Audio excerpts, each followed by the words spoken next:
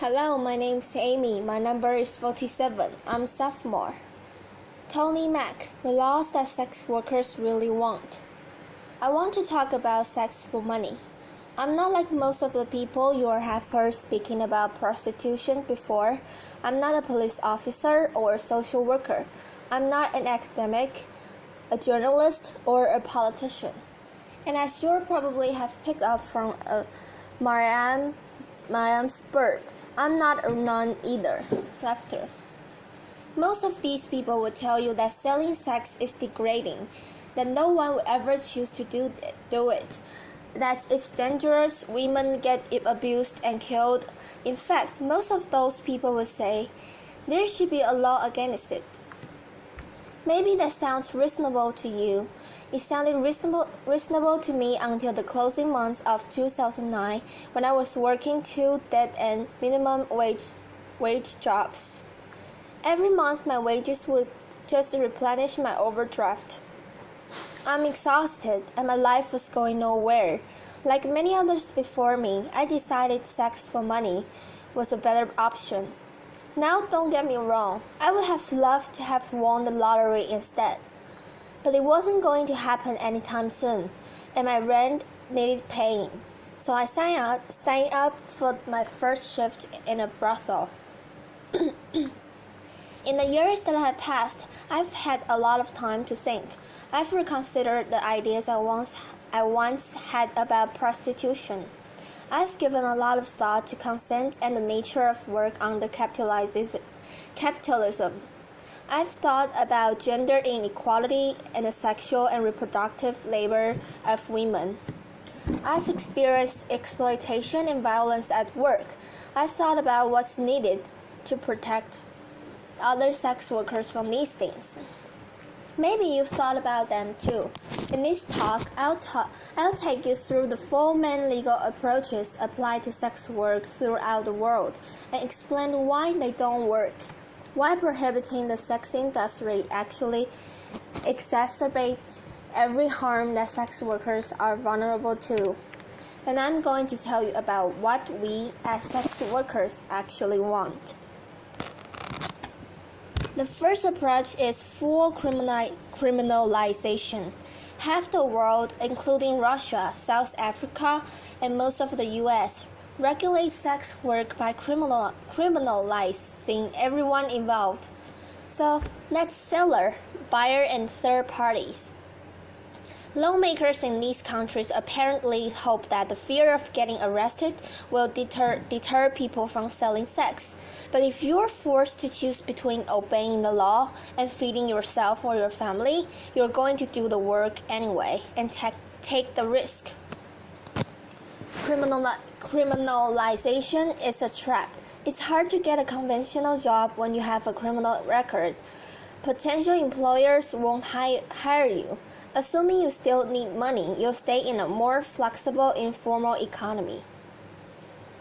The law forces you to keep selling sex, which is the exact opposite of its intended effect.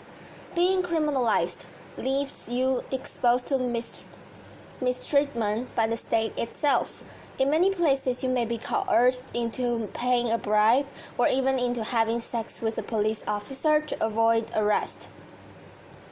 Police and prison guards in Cambodia, for example, have been documented subjecting sex workers to what can only be described as torture, threats at gunpoint, beatings, electric shocks, rape, and denial of food. Another worrying thing, if you're selling sex in places like Kenya, South Africa, or New York, a police officer can arrest you if you're caught carrying condoms, because condoms can legally be used as evidence that you are selling sex.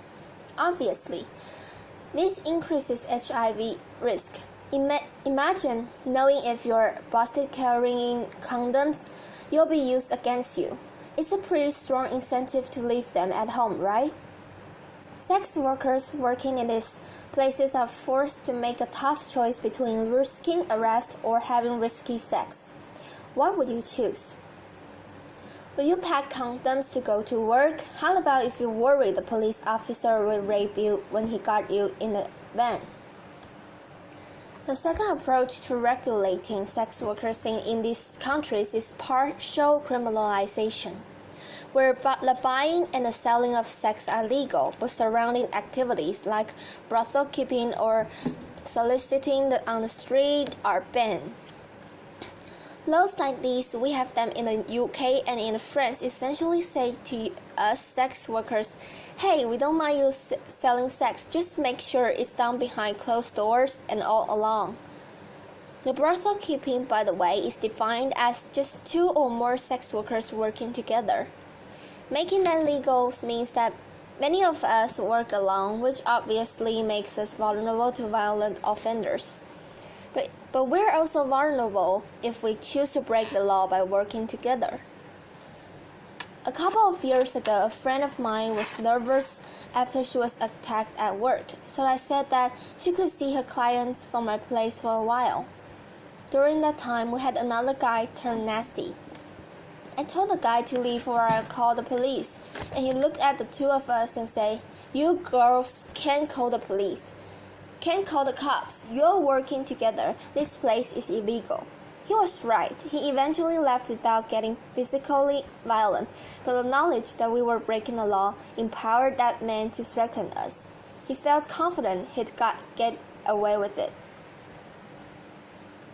The prohibition of street prostitution also causes more harm than it prevents.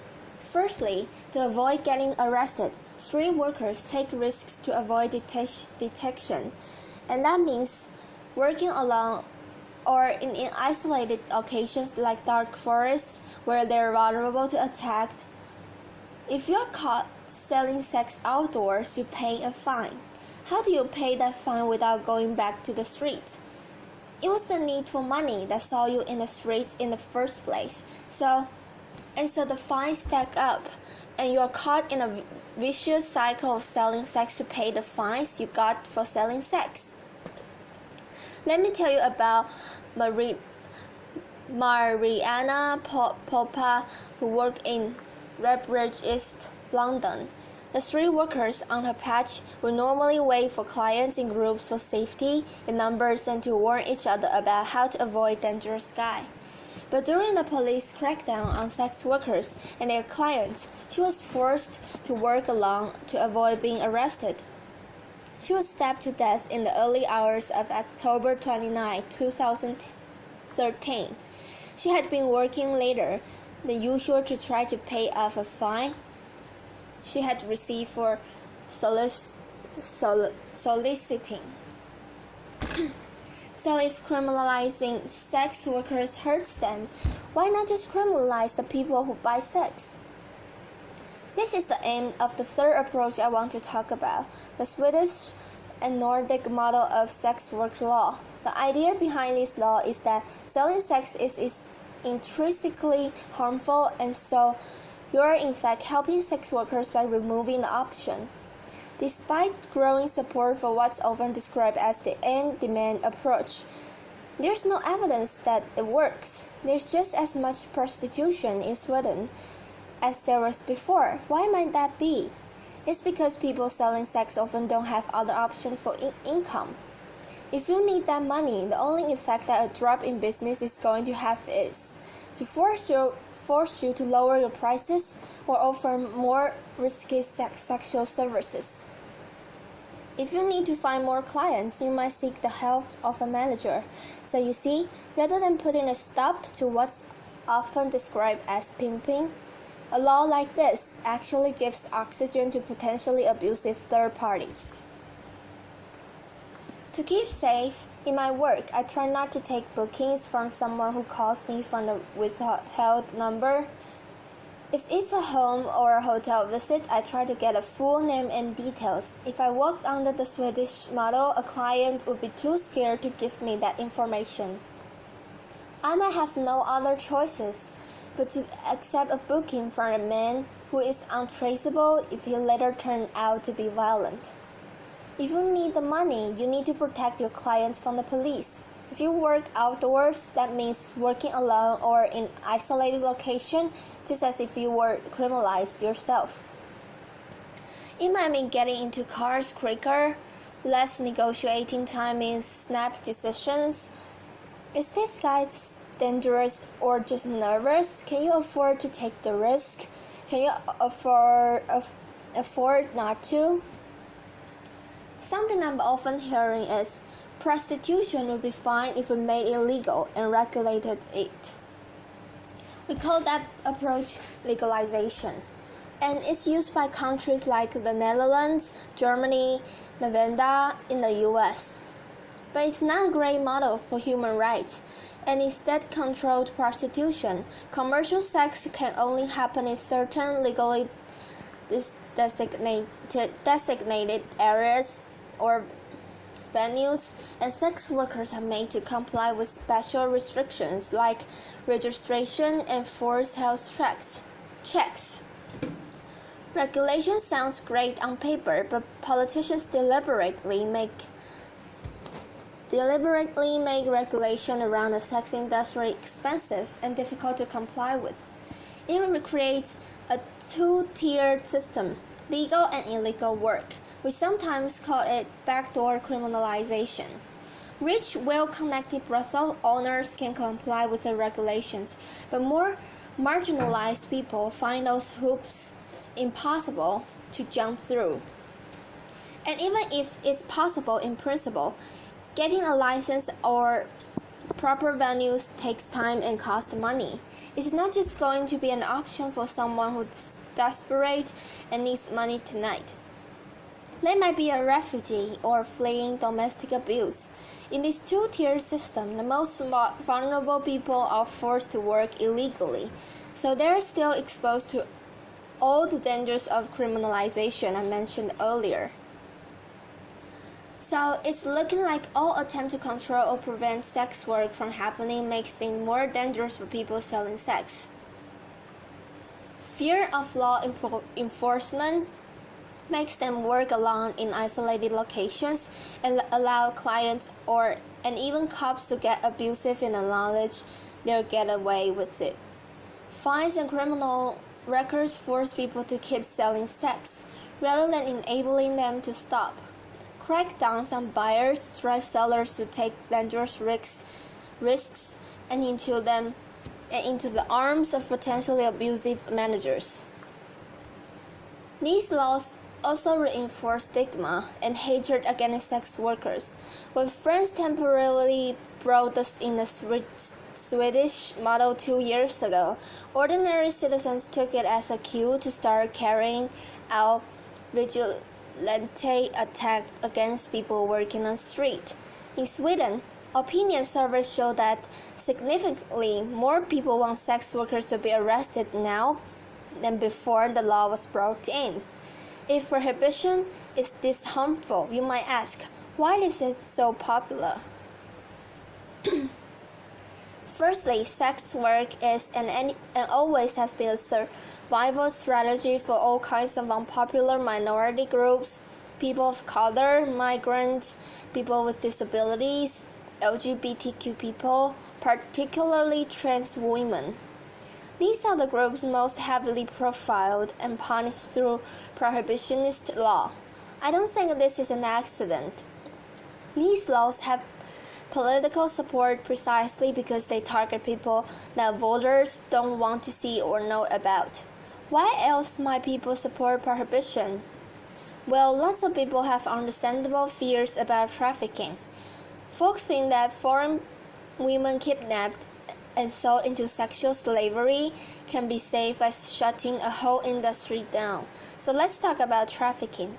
Forced labor does occur in many industries, especially those where the workers are migrants or otherwise vulnerable, and this needs to be addressed. But it's best addressed with the legislation targeting those specific abuses, not an entire industry.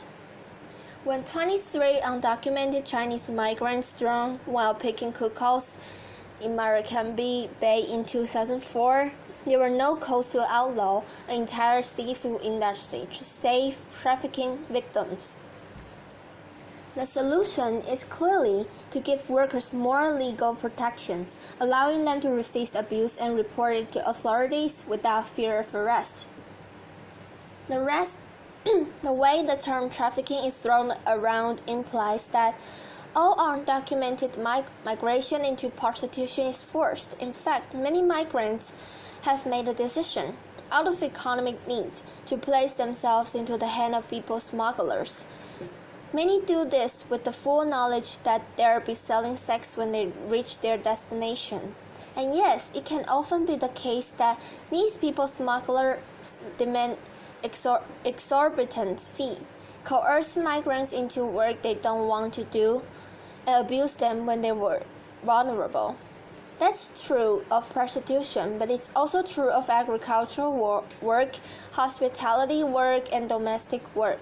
Ultimately, nobody wants to be forced to do any kind of work, but that's a risk many migrants are willing to take because of what they're leaving behind. If people were allowed to migrate legally, they wouldn't have to place their lives into the hands of people smugglers. The problem arises from the criminalization of migration, just as they do from the criminalization of sex work itself. This is a lesson of history. If you try to prohibit something that people want or need to do, whether they are drinking alcohol or crossing borders or getting in the profession of selling sex, you create more problems than you solve. Prohibition barely makes a difference to the amount of people actually doing those things, but it makes a huge difference as to whether or not they're safe when they do them. Why else might people support prohibition? As a feminist, I know that the sex industry is a site of deeply entrenched social inequality. It's a fact that most buyers of sex are men with money and most sellers are women without. You can agree with all that I do, and still think prohibition is a terrible policy. In a better, more equal world, maybe there would be far fewer people selling sex to survive, but you can't simply legislate a better world into existence.